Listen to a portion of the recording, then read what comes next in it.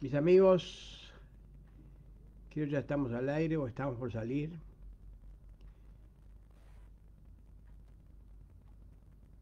Ante todo, las campanitas de las buenas ondas. Las campanitas de las buenas ondas que suenan para desearles felicidades a ustedes, para permitirme una vez más el alto honor de compartir con ustedes estos encuentros, en algunos casos estos reencuentros, desde el Palacio Salvo. Mi agradecimiento nuevamente a Maxi Suárez, que es el que ha permitido, desde el punto de vista técnico, que esto acontezca, que podamos tener este nuevo ciclo que hemos denominado precisamente desde el Palacio Salvo, desde nuestra casa, y que nos ha permitido el reencuentro emocionante con muchísimos amigos y amigas que nos han permitido y nos permiten recrear historias maravillosas, anécdotas compartidas, vivencias profundas, diferentes etapas en la vida del país y en nuestras propias vidas. Y hoy quiero hacer especial referencia a 3 llamadas telefónicas. ¿Por qué? Porque en programas anteriores decíamos a nuestros amigos y nuestras amigas que, que saber quiénes son ustedes, desde dónde nos están escuchando, eh, creaba o facilitaba o permitía fantasear con que cada nombre es un programa, cada, cada nombre, cada carita se me aparece, cada circunstancia, y es un programa especial. De tal manera que, de la misma manera como Juan Gelman decía que el tema de la poesía es la poesía, el tema de estos programas es la gente, son ustedes. Cada uno de ustedes es un programa especial o varios programas. Y por lo tanto, un ejercicio que agradezco enormemente para la memoria fiel, fundamentalmente porque esta memoria fiel nos permite ser de alguna manera testigos y vínculos entre algunas etapas de nuestro país y de otros lugares del mundo y la gente de este tiempo. La gente de este tiempo que no necesariamente son los más jóvenes, porque en nuestra audiencia, por suerte y gracias a Dios, tenemos amigas y amigos de todas las edades y de todas las vivencias y de todas las disciplinas y además enriquecidos por visiones diferentes de la vida y por actitudes filosóficas, culturales y hasta políticas diferentes.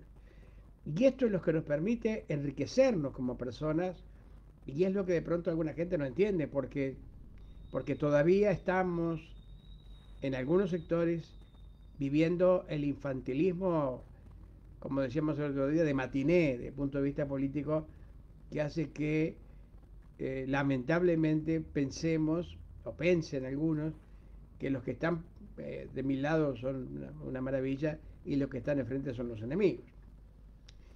Esto lamentablemente lo estamos viviendo demasiado cerca en la República Argentina, en Buenos Aires, ciudad país que queremos históricamente porque las provincias del jefe están allá todavía y siguen sufriendo el centralismo porteño al cual nos oponíamos o el jefe se oponía. Naturalmente que también pasa con el interior del país en la medida en que el interior de la banda oriental también de alguna manera enfrenta a una Montevideo que sigue siendo con ondas expansivas de aquel colonialismo cultural, representantes de cierta gringuez cultural que nada tiene que ver con esa revolución que surgió precisamente del interior, desde aquella admirable alarma que sigue todavía sonando y que a diferencia de la Argentina, precisamente la revolución surge de la capital hacia afuera y no como en la banda oriental que es de afuera hacia la capital. Y las 3 llamadas a las que hacíamos referencia al comienzo de la charla fueron de hoy. 2 llamadas que recibí y una que realicé en esta utilización maravillosa de la tecnología en estos tiempos de cuarentena, en estos tiempos de pandemia. Recibí dos llamadas de dos amigos de diferentes posiciones, de diferentes lugares, pero que me trajeron realmente ilusión de reencuentros y también ilusión de proyectos, de hacer cosas juntos en este proceso de integración. La primera llamada que recibí fue de nuestro hermano del alma, compañero de tiempos duros y de los otros, Alberto Jiménez, más conocido por Alberto Zapicán. Alberto Jiménez estará en alguna cédula que ya ni siquiera él sabe dónde está. Pero Alberto Zapicán, aquel grito salvaje de Alberto Zapicán, del cual hablamos hace escasos días con el editor de su primer disco, Carlito Firpo, Alberto llamó para decirme que está con nosotros en estos programas de martes, de jueves y de sábado por Facebook, y que sentía un enorme gusto en hacerlo y, en fin, y ciertos honores que yo recibí porque es cierto, pero que fundamentalmente, más que vivirlos, los vivo yo en la seguridad de esta cercanía. La otra llamada fue la del nuevo embajador en la República Argentina,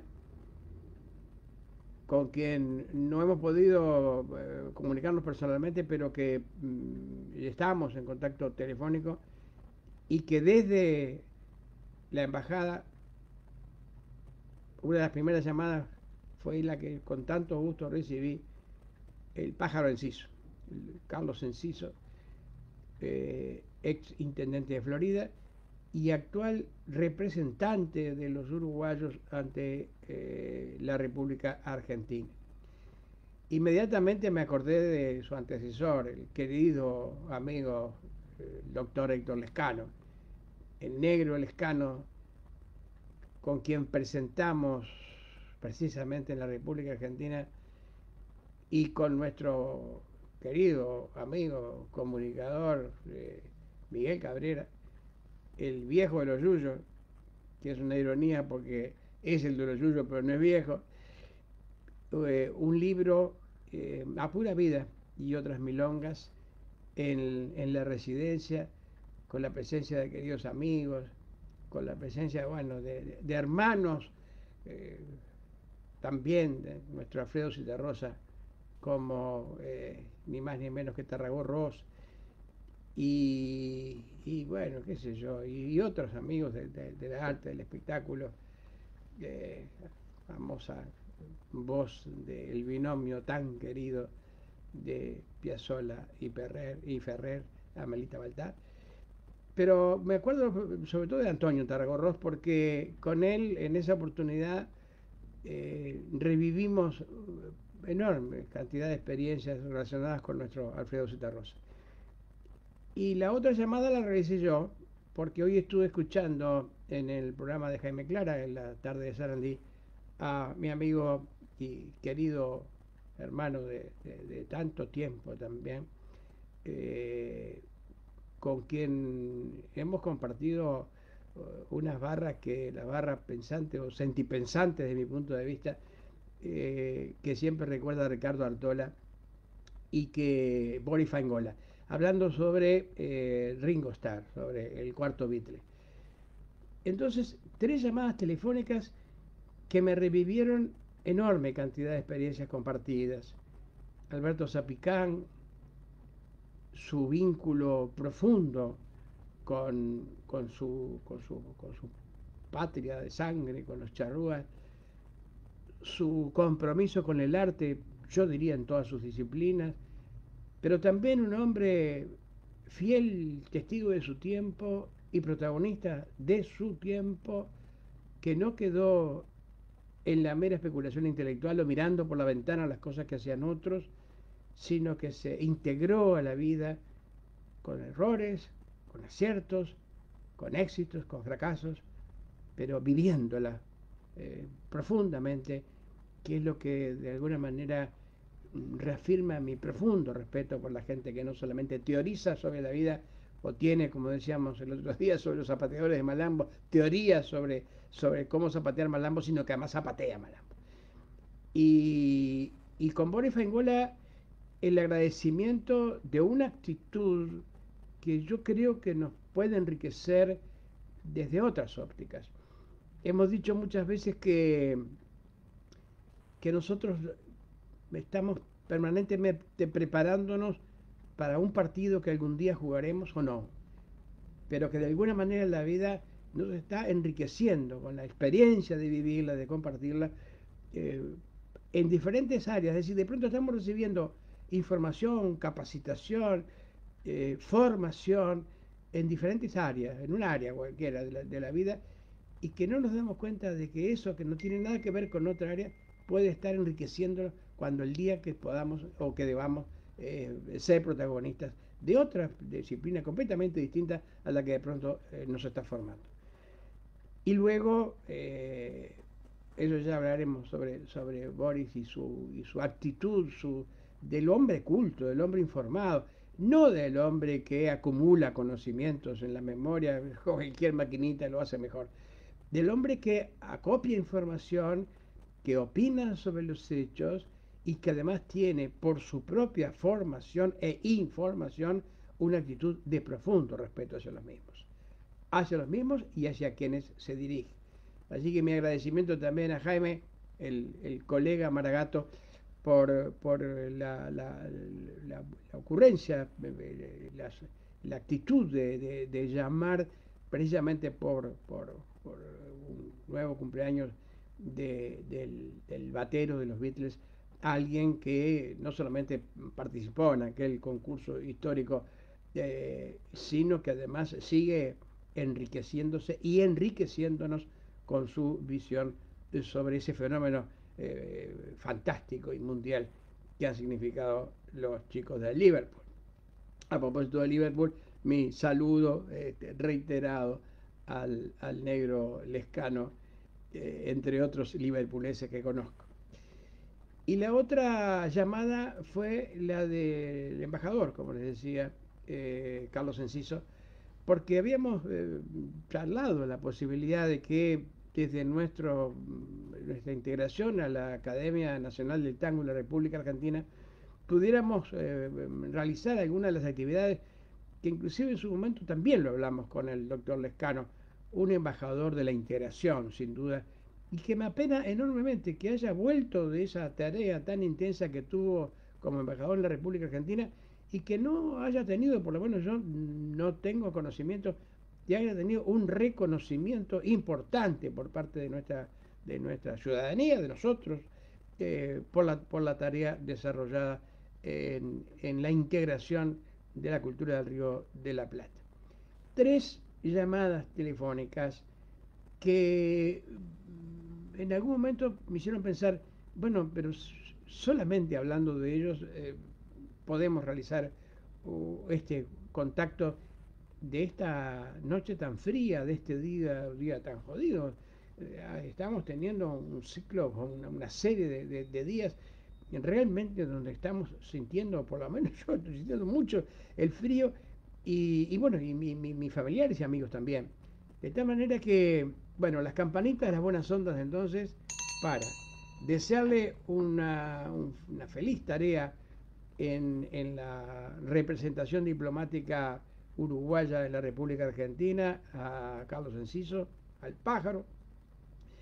El agradecimiento a Boris, que ya hablaremos sobre de qué actitud asumió recordando a Ringo Starr, precisamente por no ser de los grandes nombres, de los dos grandes nombres, ¿no?, del grupo de los Beatles, y cómo el manejo que tuvo de esa información y de su vastísimo conocimiento sobre los Beatles nos va a permitir, creo, sin duda, tener una actitud parecida en el análisis de otros hechos, porque como decíamos hace un rato, nada está separado de nada y todos estamos aprendiendo de todos todo el tiempo.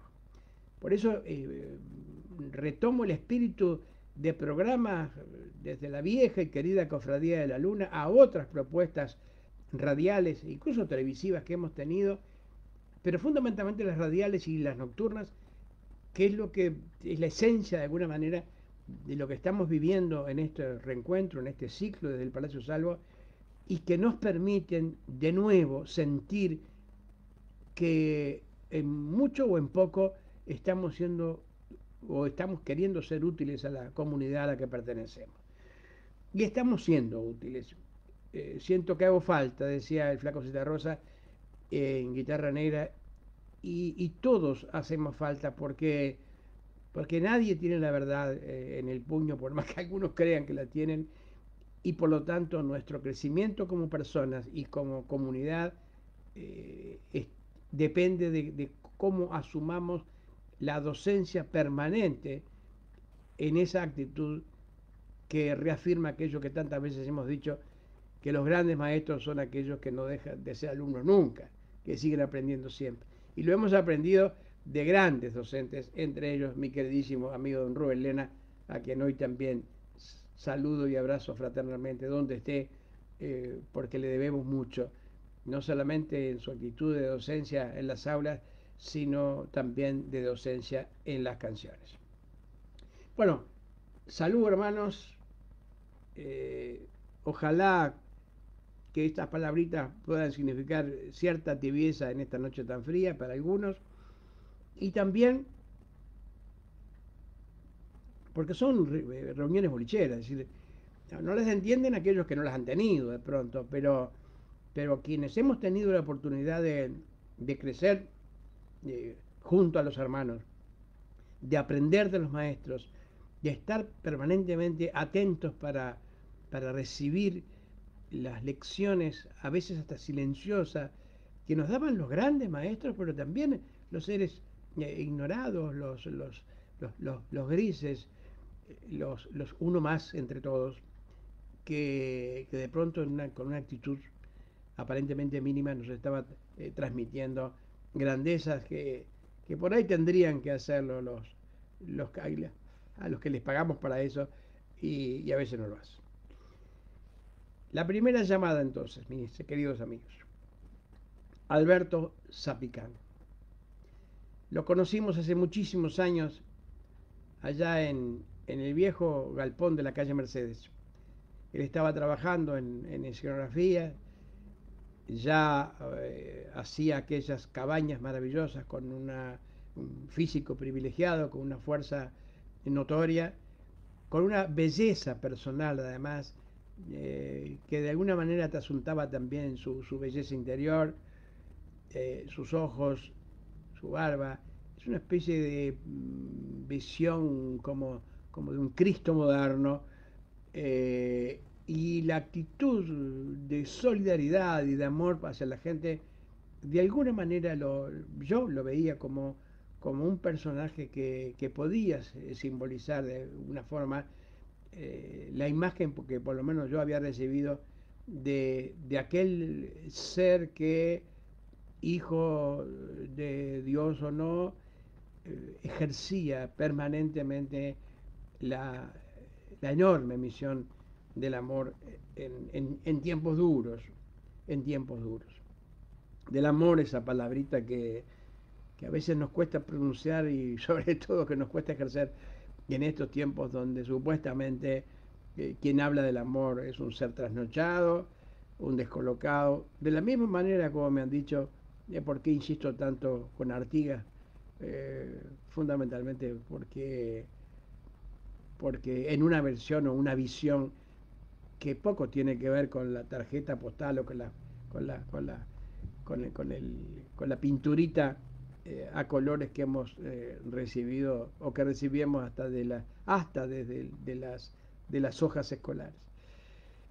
Y bueno, será porque creemos que no hay generación espontánea y que todos de alguna manera venimos de un proceso cultural, y en la medida en que hemos recibido esa concepción de la vida, nos vemos en la obligación de transmitirla, especialmente en este tiempo, fundamentalmente para las nuevas generaciones, que por ahí no encuentran en el desarrollo tecnológico, por más que siga siendo asombroso, las respuestas a sus interrogantes, a las eternas interrogantes de los hombres.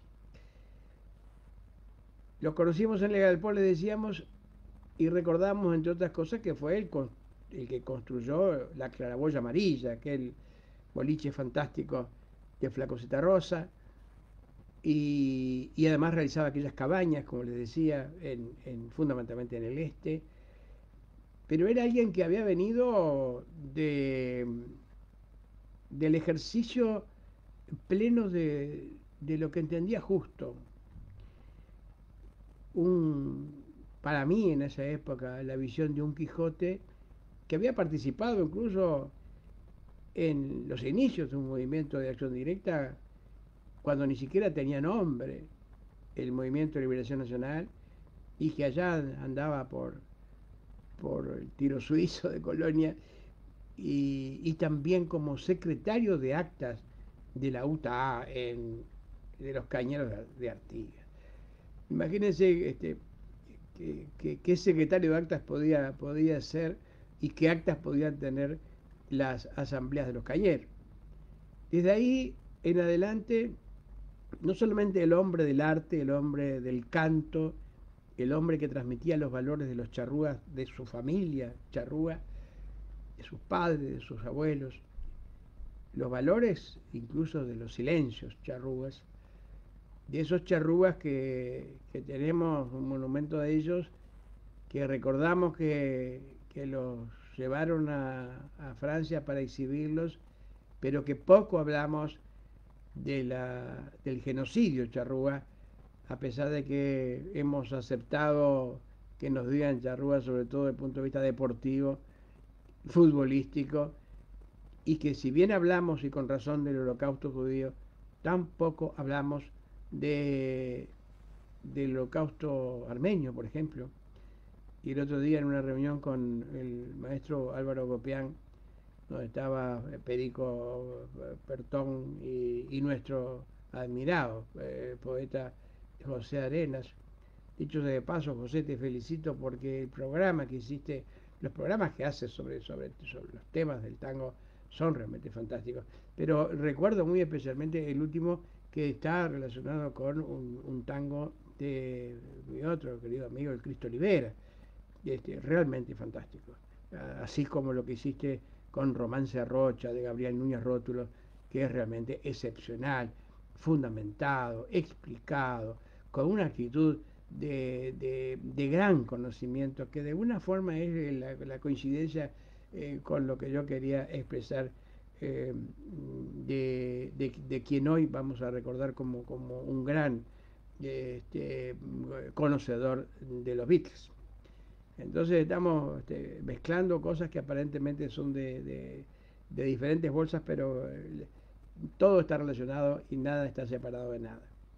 Y como les decía, no solamente Alberto era un pintor, era un hombre de la construcción de cabañas, muy relacionado con la madera como elemento de nobleza, sino que además también tenía, y, y de alguna forma participamos de las vivencias, un taller fantástico y un bolinazo allá en el conventillo de Gaboto y Paysandú. Y acá aparece otro hermano de la vida, Alberto Mastra, con su obra sobre Yo tomaba el tren del norte para ver a mi consorte en Gaboto y Paysandú. Y en ese conventillo fantástico, maravilloso, que por supuesto tenía puertas abiertas, sin llave, entraban los vecinos y llevaban lo que necesitaban. Y de la misma manera nosotros íbamos a buscar la hierba que no teníamos, o el primus que se le había llevado doña Rosita para la pieza 7. Y entonces, en esa vivencia profunda del arte y el conventillo, y la vivencia de lo popular, recuerdo ahora también con tanto cariño sin la tarjeta postal colorida del sur del medio mundo, ¿no? Recuerdo a su gente, a, a su, a su madrina, eh, al gitano, pero ese documentillo de Gaboto, en ese taller y bulín y casa de Alberto, era una de las, es, sigue siendo todavía una vivencia que agradezco profundamente, entre otras cosas porque me permitió la convivencia entre eso, entre esas cosas que aparentemente estaban tan separadas por parte de algunos, ¿no? Los culturosos, de la cultura del arte por un lado y de las esencias populares por otro.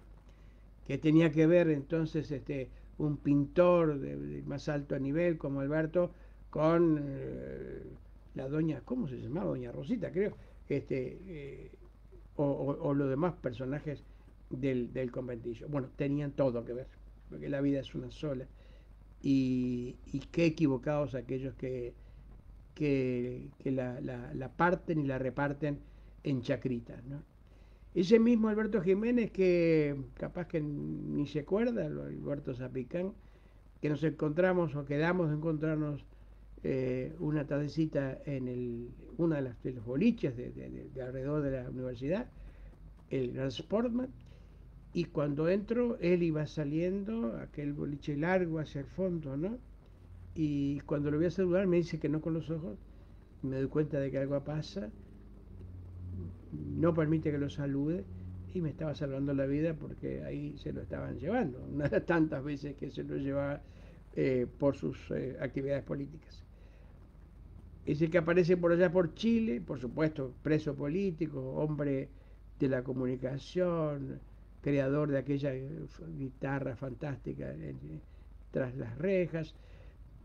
Aparece por Chile y un día está en la Peña de los Parras, ahí conoce a Violeta y es el hombre que de alguna manera, a través del afecto de Violeta Parra, le permite a esa creadora fantástica eh, lo que crea y lo que ofrece, lo que aporta el amor, el afecto para las almas, que es ni más ni menos que el rejuvenecimiento, que es el volver a los 17, que es el sentir de alguna manera el agradecimiento al Albertío, el huevón, y es también el compañero en sus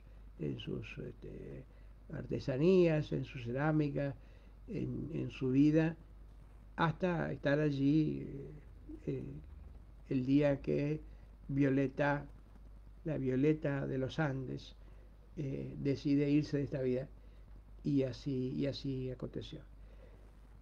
Y volvió, y en ese regreso nos reencontramos una vez más con la riqueza de la cercanía de otra mujer fantástica, y Lupita, quien desde aquí hago sonar la campanita de las buenas ondas, por su afecto, por su cuidado, por cómo en nombre de todos nosotros, de pronto sin saberlo, le está ofreciendo la calidez que necesita todo ser humano cálido, como Alberto Zapicán. Así que a Lupita y Alberto mi agradecimiento, mi abrazo fraterno, la historia de una vida realmente novelesca, la construcción de su casa fantástica ahí cerca del peaje, la creación de un ámbito de calidez artística y humana que, como hoy me reafirmó, eh, alcanza con ir y abrir la puerta que siempre está abierta o entreabierta, sin avisar como lo hacemos los familiares, de los reencuentros de los amigos y de la familia. Así que, en primer lugar, el agradecimiento a la llamada que recibí de Alberto Zapicán, el agradecimiento por su vida, por su cercanía, por su fraternidad, simplemente para transmitir además a nuestra gente la calidez de nuestros amigos, de nuestra audiencia. que solamente aquellos que tienen esa calidez la entienden, ¿no? Por eso estamos juntos. Por eso son los martes, los jueves y los sábados lugares de reencuentros. Viejos boliches recreados, casas que ya no tenemos, familia que ya no tenemos, amigos tantos que se nos han ido, y que entonces todo eso que ya no tenemos lo volcamos en el reencuentro con los que tenemos. Y no son pocos, son muchos, lo que hace que sintamos la enorme alegría y el compromiso de tenerlos, pero también la reiterada sensación de dolor y de orfandad cuando se nos van, porque cada pocos días tenemos el saludo para alguien que se nos está yendo, se nos está mudando para el corazón. La otra llamada la hice yo, y se la hice justamente, como les decía, a Boris Faingola, que hoy los estuve escuchando en el programa de Jaime. A propósito de Jaime, hay acabo de tirar el cel, hay un poemita que le dediqué a Jaime, porque nos encontramos en el viejo Funfún. Y me importa decirlo, si ustedes me permiten, porque tuve la noticia a través justamente de la barra pensante, o sentipensante, como decía Galeano, que es mejor, que está reabriendo, que reabrió, y bueno, y Javier y Alicia y los amigos de la barra nos dijeron que efectivamente hay Funfún de vuelta. Y hay un poemita justamente en el libro que presentamos también ahí en la Embajada Uruguaya en Buenos Aires, con Enero Lescano, que se encargó de ello nuestro querido amigo Miguel Cabrera y Pilar, a quien tanto le agradezco porque viajamos juntos, que se llama Una noche en el Funfún. Si me permiten, se lo voy a leer. Al lado, digo, está dedicado a Gonzalo, Gonzalito, el heredero de esa leyenda, y a Jaime Clark. Al lado, digo, abrazado a la belleza, mi hijo tiene hoy claridades de piano. Lluvia de luna finita en sus cabellos brillan en la noche como hilitos de agua. Y una uvita dulce del funfún aroma las palabras como un dorado fruto del verano, mientras escribo un verso en clave de milagro, y con Lucho y con Bordón Ricardo canta un tango. Una muchacha que sonríe en su paz es como un barco, como un sueño de amor de azul y alado.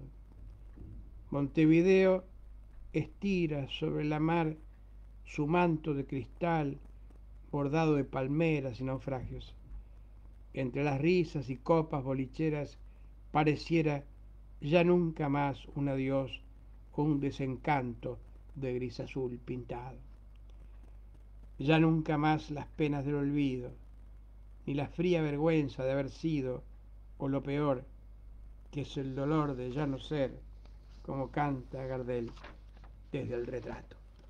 Ese retrato que dedicó al Funfún y que lo tienen allí como una reliquia histórica y cultural para nuestro orgullo, quienes desde la época del viejo López somos habitués a ese lugar, porque claro, porque de alguna manera representaba lo que tantas veces hemos dicho sobre los boliches montevideanos, donde iba la gente, donde iban los personajes, donde iban los artistas, donde los políticos. Ya conocía a Edo, a tantos amigos allí, y a los cronistas, a Peloduro, a El Laco Domínguez, los colegas de los diarios, los colegas veteranos, de los cuales aprendíamos permanentemente todo y seguimos aprendiendo, las personalidades de la cultura, los poetas, aquellos que tú habías, Don Paco Espino, los tipos que uno había leído y de pronto aquel que fue capaz de crear los personajes de Sombra sobre la Tierra, estaban ahí y podías hablar con ellos y poder eh, meterte en la intimidad de una obra fantástica como la obra de don Paco Spínola, por ejemplo, ¿no? Bueno, el asunto es que estaba en el programa de Jaime Clara, el también ilustre Maragato, junto con Antonio Pipo, entre otros amigos, a quien saludo porque sé que está en nuestra sintonía.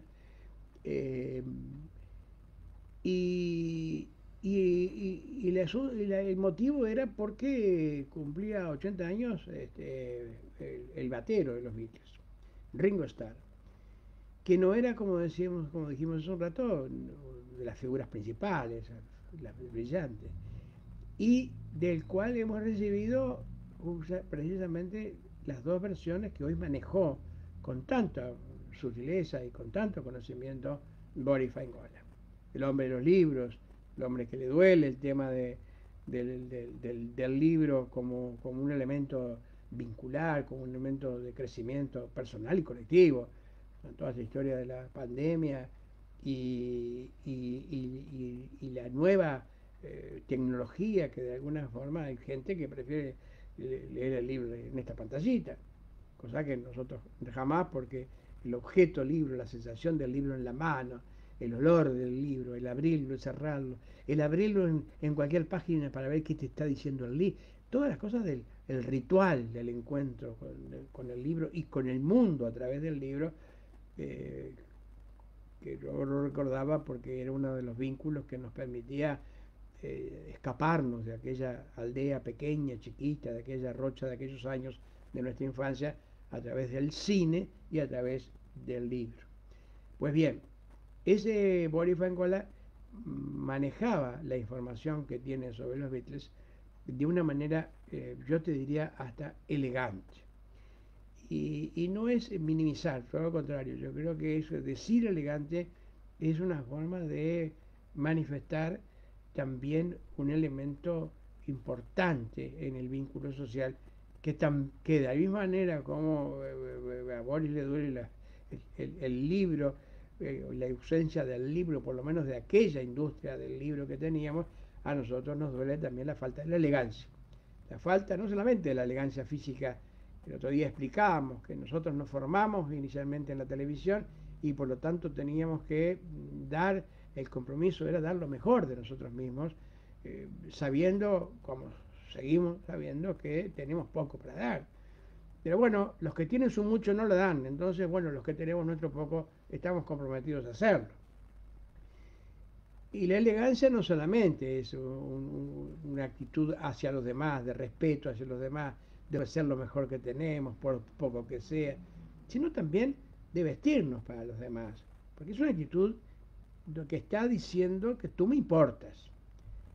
Si yo vengo a encontrarme contigo y no me preparo para hacerlo, te estoy diciendo ya, aunque no te hable, de que no me importás, o que me importás poco, o nada. Yo me preparo para hablar contigo, de la misma manera como aprendimos desde chicos que cuando íbamos a visitar a alguien nos teníamos que vestir para ir a la casa de alguien que apreciamos y que nos aprecia. Eso mismo lo manifestamos ahora con la gente, porque la falta de la elegancia en muchas oportunidades lo único que manifiesta es la falta de calidad humana, la falta de afecto, el dale que va, el segual de Minguito, ¿no? Y no es igual, no es. De la misma manera como no es igual cuando quieres hablar con una chica en un boliche, los viejos encuentros bolicheros, tú te ibas como un zaparrastroso. No, la idea era tratar de ofrecer la mejor imagen y decirle, tú me importas, enrochece, tú me importas. Es lo mismo y la misma actitud que debemos asumir de elegancia frente a todas las cosas, me parece. La elegancia es algo más que un asunto frívolo, formal. La elegancia es una actitud, es una actitud. Y esa actitud es la que hoy manifestó Boris Faingola en el análisis del hecho artístico y personal de Ringo Starr. ¿Y por qué me importa hablarlo con ustedes? Por muchas razones. En primer lugar, insistimos por eso, porque la cultura no es acopio de información. Con un poco de memoria y recordar las fechas alcanza. No, eso es lo que nos han hecho creer los culturosos. La cultura es otra cosa. Es además la interpretación de los hechos. Disculpe. La interpretación de los hechos lo suficientemente amplia esa interpretación como para que tú te puedas enriquecer, te identificas con una posición o con otra. Y acá viene el manejo que hizo Boris sobre la figura de Ringo Starr. Porque por un lado le decía que era un batero más y que el menos importante de los Beatles, y que además podía estar ahí. Lo explicó además porque el batero anterior es un personaje de alta competencia. Y eso me hizo acordar, porque era fachero, porque le quitaba a las novias y porque le quitaba protagonismo a las estrellas de los Beatles, ¿no? Fundamentalmente a las dos importantes. Y me hizo acordar algo que alguna vez me contaba Lágrima Ríos, otra hermana de la vida, a propósito de que Gardel, ella lo había visto de muy niña, a un Gardel que había llegado al conventillo donde vivía, allá en el sur, porque lo que yo el otro día se los conté, creo, y me entró la duda si era Alberto Mastra o si era otro guitarrista, pero que claro, vino Gardel con un sobre todo claro, sobre los autos brillosos, era un acontecimiento que en el barrio apareciera este personaje fantástico de Carlos Gardel. Estaba necesitando un guitarrista y fue a la pieza 7 para buscar, este, para escucharlo al guitarrista. Y este loco hizo todo, te puede imaginar, se rompió todo para mostrar todo lo que sabía tocar. Y además era zurdo, así que a lo mejor él podía ser Mastra, pero no sé. Y entonces Gardel le dijo, mira, pibe, no, vos tocás demasiado bien y además sos zurdo, ¿quién me va a ver a mí? El producto soy yo. Y de alguna manera lo que planteaba Boris en el análisis de la incorporación de Ringo Starr a los Beatles era porque no era competitivo con las dos grandes figuras, que no le iba a sacar las novias, que no le iba a sacar el aplauso. Y entonces durante mucho tiempo mucha gente pensó que no importaba Ringo Starr, que podía estar cualquier otro allí, porque su función era esa, no joder. Pero que luego con el tiempo hubo gente que obviamente se dio cuenta de que era un buen músico. Y Boris decía con mucha razón que a él le importaba la opinión inicialmente de los bateros, es decir, los músicos que tocaban el mismo instrumento y que esa opinión, por ser de un personaje que manejaba la técnica de la interpretativa de la batería, que le importaba mucho más que la opinión subjetiva de alguien que podía de pronto no gustarle a Ringo Starr. Porque acá viene la frontera imprecisa entre lo que el hombre o el personaje ofrece desde el punto de vista artístico, por ejemplo, político o lo que sea, y el ser humano. Hay gente que logra esa cosa maravillosa que es la coincidencia entre la admiración y el afecto. Pero hay otros que no. Hay otros que tú de pronto los admirás profundamente como artistas, pero por ahí no tenés vínculo desde el punto de vista humano, personal con el hombre, o con la mujer. Y en el caso de Ringo Starr, el análisis de Boris nos llevaba a pensar en que a veces hacemos eso con otras personas y con otras disciplinas y que estamos cometiendo enormes errores al no discernir esa a veces sutil diferencia que existe entre la propuesta artística y el ser humano, entre el arte y las circunstancias de quien lo ejerce. Esto nos pasa con el arte, con Ringo Starr, pero también nos pasa con otras actividades, donde de pronto nuestra opinión notoriamente está manchada o marcada por la subjetividad que nos produce el hecho o el personaje. De pronto nuestra subjetividad no coincide con la objetividad del hecho desde el punto de vista artístico, político, cultural. ¿Me explico? Es decir, eh, me pareció interesantísimo el análisis que hacía Boris, porque no solamente servía para el estudio del supuestamente menos importante, el cuarto Beatle, sino que nos servía para darnos cuenta de que eso que la gente hace con Ringo Starr, que era o admirarlo por un lado, sin importarle si era bueno o malo, o no, o negarlo de entrada porque era mucho más importante John o George. ¿Me explico?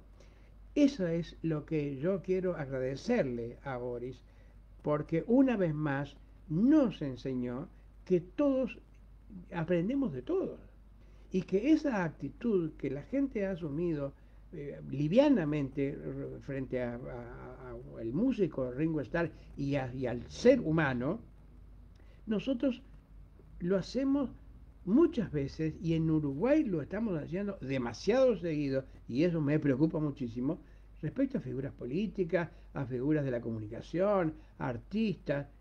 ¿Cuántas veces tú te das cuenta de que lo que el tipo está diciendo de ese presidente o de ese opositor o de ese líder de la izquierda o de la derecha o del arriba y abajo, más que un análisis político de lo que hace y de lo que sostiene, es si le gusta o no le gusta?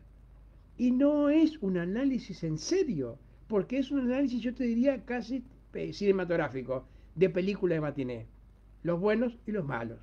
Lo hablamos ya en el programa anterior y le agradezco muchísimo a Boris que me haya permitido enriquecerme de nuevo y hacer sonar de nuevo las alarmas frente a algo que nos está pasando. Le ha pasado a Ringo Starr y nos pasa a todos nosotros, que de pronto no estamos enriqueciéndonos con el diálogo con quien de pronto piensa diferente a nosotros, sino que estamos embruteciéndonos con la proyección de tribalismo de carácter cultural o político, o filosófico, o artístico. Y eso está mal porque estamos acrecentando la brecha entre las oposiciones.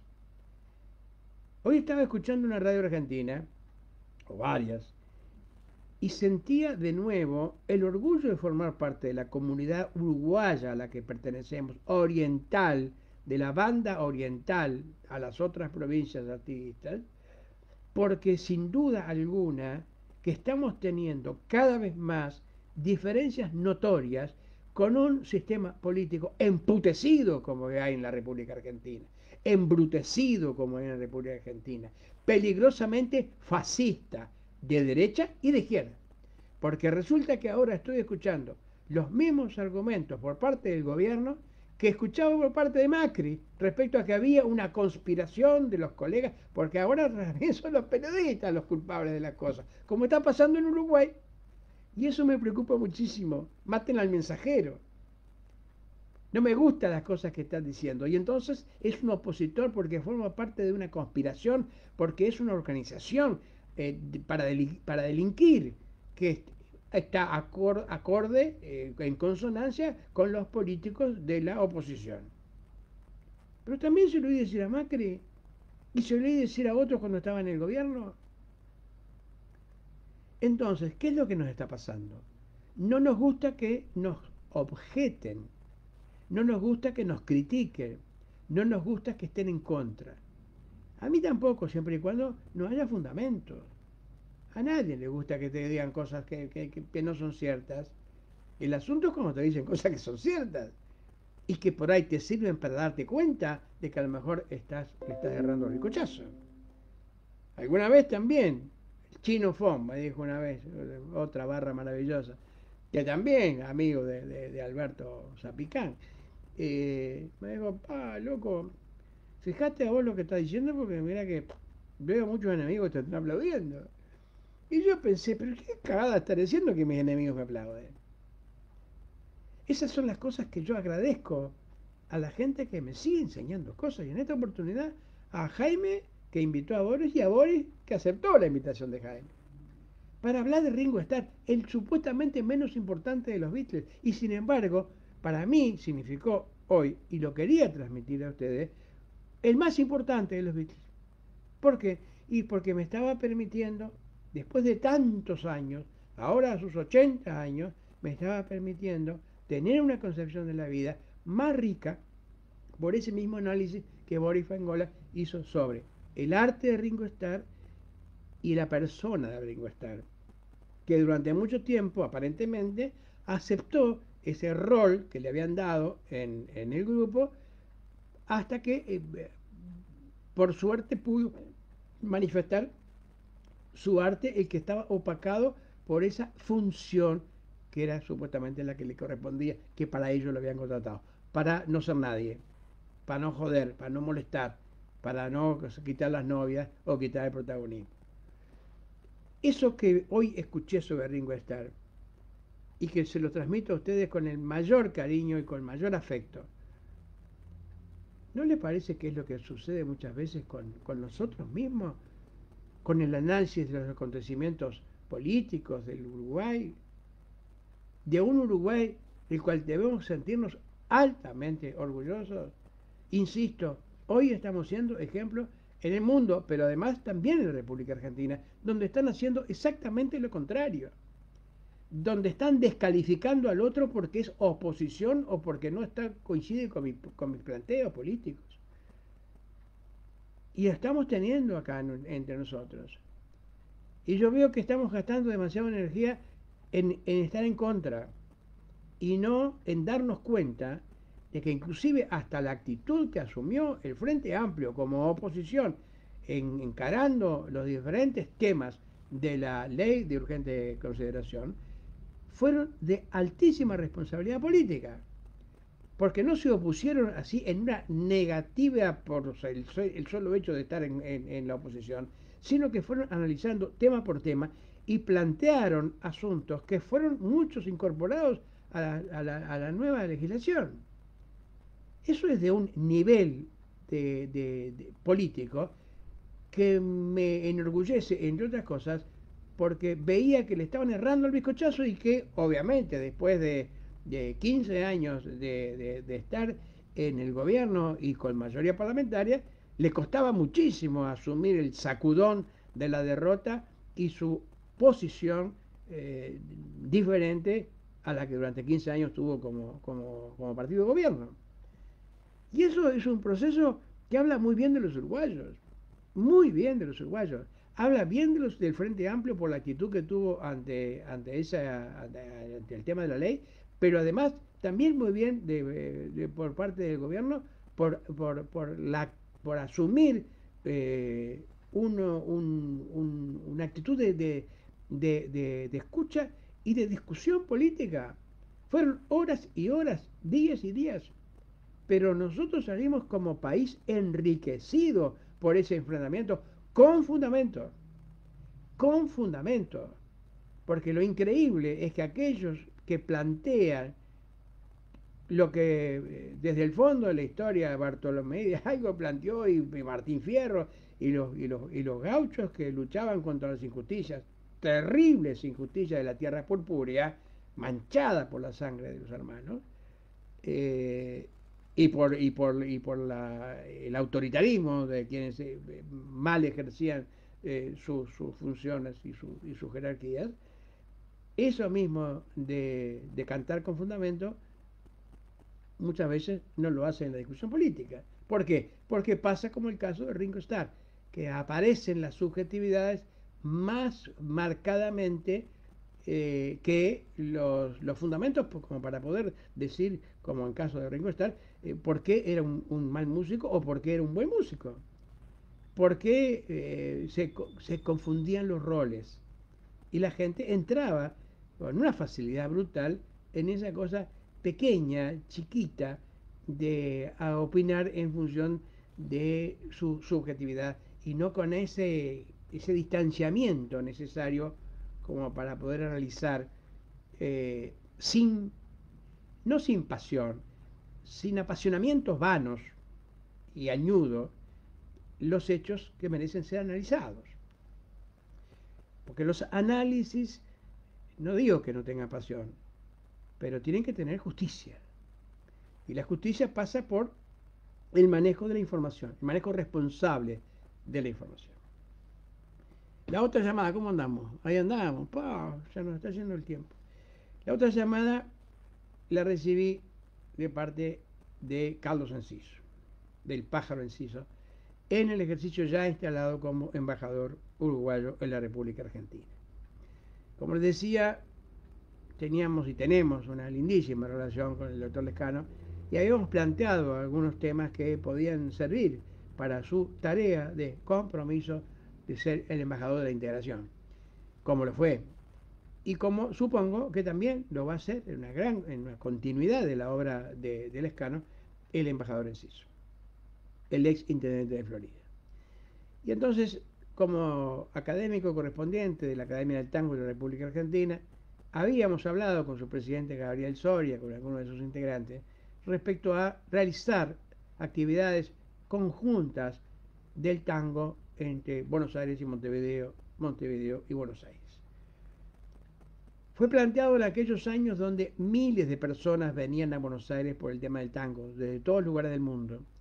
Y yo decía, si el Río de la Plata es un callejón de agua con dos esquinas de tango, que son Buenos Aires y Montevideo, ¿por qué no vamos a trabajar para que, aunque sea un 1%, mirá lo que estoy diciendo, no estoy pidiendo ni el 2, ni el 3, un 1% de las personas que venían a Buenos Aires por el tango cruzaran a la otra esquina del tango? Pero para cruzar a la otra esquina del tango teníamos que convencer a los uruguayos de que somos la otra esquina del tango. Y no, como algunos creen, volvemos al caso de Ringo Starr, que somos la única esquina del tango. Porque hicimos, yo qué sé, garufa en el barrio de Mondiola. ¿Me explico? O no somos ninguna esquina de tango. Porque Buenos Aires es Buenos Aires y nosotros somos chiquitos. Ringo Starr. Gracias, gracias, Boris. Por lo tanto, un 1% que viniera a Montevideo por Matos Rodríguez, por ejemplo, por la comparsita, que pudiéramos llevarlo a San José por los Canaros, que pudiéramos de alguna manera hacer un itinerario, una ruta del tango, para ofrecer algo. Porque si no es fun, ¿qué teníamos? Teníamos una propuesta que no sé si seguirá, supongo que no, que se llama el Milongón, que era una propuesta for export, livianísimo, para turistas desinformados. No estoy negando el aporte que hizo, porque no había nada. Pero no era una propuesta como para gente que que viajó desde el mundo a Buenos Aires y que cruzó de Buenos Aires a Montevideo. Entonces, todas esas cosas le estábamos hablando con la Academia del Tango y con el embajador. Y ahora lo replanteamos para poder continuar tareas que nos pueden ser muy beneficiosas desde el punto de vista del turismo cultural. El turismo como hecho cultural de integración y de desarrollo, del cual ya hablamos en un programa anterior. Eso es uno de los temas. El otro tema, nosotros estamos relacionados a través de la Asociación General de Autores del Uruguay con la sociedad de autores naturalmente de Argentina, de teatro, pero también de directores cinematográficos. Entonces la idea era poder hacer un ciclo, un festival de teatro, de películas argentinas, acá en Montevideo, en el centro, concretamente en la Sala Citarrosa. Hablamos con su director, Jorge, y estaba encantado de poder de hacer un ciclo aquí, porque tiene una pantalla fantástica, y entonces hacer un ciclo de películas argentinas en la Sala Citarrosa, y luego hacer un ciclo de películas uruguayas en Buenos Aires. Hoy, recibiendo la llamada que recibí del embajador, retomamos el tema y estamos ya trabajando o planificando encuentros para poder hacer por lo menos esas dos actividades, entre otras, para poder acrecentar el vínculo entre Buenos Aires y Montevideo, entre Montevideo y Buenos Aires, entre Uruguay y Argentina, entre Argentina y Uruguay. ¿Ellos van a salir beneficiados? Sí, y nosotros también. Porque nosotros, como decíamos el otro día, no necesitamos que vengan miles y miles y miles de personas. Un partido de fútbol en el Estadio Centenario se nota inmediatamente con la hinchada que viene en Argentina. En el centro se mueven los negocios, se mueven los restaurantes, se mueven los taxis, se mueven los ómnibus. Por lo tanto, si trabajamos, como ya lo estamos planteando con las autoridades actuales de turismo, y con los directores también de turismo y de cultura, tanto de municipales como nacionales, podemos en planes concretos y mantenidos ser útiles o intentar ser útiles a la comunidad a la que pertenecemos. Por lo tanto, mi enorme agradecimiento a la llamada de Alberto Zapicán, mi hermano del alma, que me llama para decir que me ama y yo le digo que también. Y mi abrazo a Lupita, su compañera de vida, y a Batoví, su hijo, y a toda la barra que tiene por allá. Mi enorme agradecimiento a Boris Faingola por la clase fantástica de definir entre lo objetivo y lo subjetivo del batero, del cuarto Beatle, y que nos va a permitir, ojalá, que aplicarlo también en otras actividades de nuestros análisis culturales, artísticos o políticos. Y mi enorme agradecimiento a la llamada que recibí del embajador uruguayo en la Argentina, porque nos reaviva la ilusión de intentar ser útiles a la comunidad a la que orgullosamente pertenecemos, que somos los orientales, que recuerdo que somos anteriores a los uruguayos. Salud, hermanos del alma. Gracias, porque no hay martes, ni jueves, ni sábado que no piense, ¿y qué voy a hablar ahora con la gente que está esperando, con los hermanos? María, muchas gracias por estar con nosotros, poeta desde Nueva York, los amigos de todo el mundo y los amigos orientales de todos los pagos. Muchísimas gracias por estar con nosotros. Bueno, no brindamos. Muchas gracias por estar allí. Nos reencontramos, si ustedes están de acuerdo, el próximo jueves. Ojalá que podamos sobrevivir a estos fríos y el sábado, y así sucesivamente, como decía la maestra. Me voy con un poema. Me voy con un poema. Con un poema. Me voy con este poema, si ustedes están de acuerdo. Lo está trabajando mi querido amigo Peirú, Alberto Peirú. Se llama Volver. Está en el libro A Pura Vida, este que presentamos allá en la embajada con el negro Lescano, y que tuvo una participación que yo agradezco y sigo agradeciendo muy especialmente el viejo yuyero, que no es viejo, Miguel Cabrera. Volver. Tiene una cápite de Ernesto Cardenal, el cura trapense nicaragüense, que dice: yo le canto a un país que va a nacer. Ayer también estuve aquí, en esta esquina del sur, del mar y el viento. Vine a buscar mi voz de alcohol y de guitarra, mi voz de antes, que se voló en proclamas, en un verso de amor y bolichero, en el misterio de una mujer desnuda sobre el pecho, latiendo como el poema en el blanco papel de mis desvelos. Soy hijo de la noche y del lucero, de la ternura y un animal rugiendo. Subo al andamio de las jardinerías buscando aquel jazmín de blancos senos en el patio de mi casa de entonces, cuando tenía padres y Dios y me creía la misión de cambiar el mundo, ya, a imagen y semejanza de mis sueños. Ayer volví a buscarme y no me encuentro. Mañana volveré. Ya es hora de empezar todo de nuevo.